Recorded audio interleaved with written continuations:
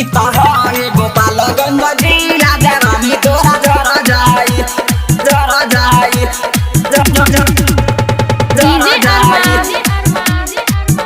इतहारे गोपालगंज जिला जवानी तोरा जरा जाई जरा जाई ऐसे जे नचबू त चौकी पकवन चढ़ जाई चढ़ जाई चढ़ जाई ऐसे जे नचबू त चौकी पकवन चढ़ जाई इतहारे गोपालगंज जिला जवानी तोरा झर जाई इतहारे गोपालगंज जिला जवानी तोरा झर जाई ऐसे जे नचबू त चौकी पकवन चढ़ जाई इतहारे गोपालगंज जिला जवानी तोरा झर जाई इतहारे गोपालगंज जिला जवानी तोरा झर जाई झर जाई डीजे अरमान इतहारे गोपालगंज जिला जवानी तोरा झर जाई झर जाई झर जाई कमर हिलावतारू जाग जाई तूर हो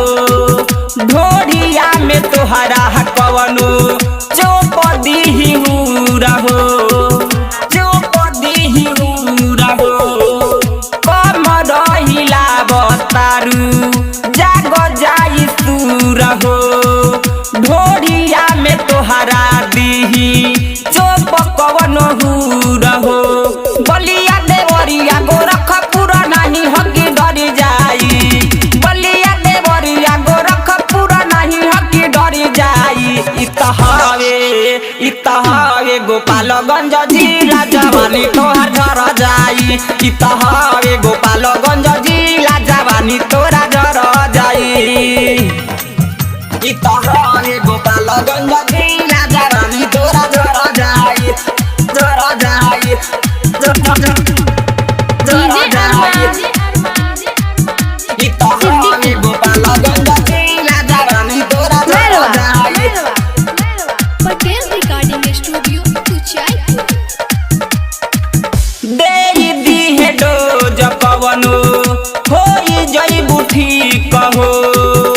कबही से कहतारे दू बेरी ती कहो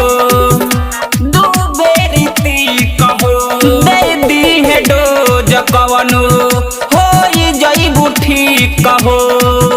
कबही से कहतारे दू बेरी ती कहो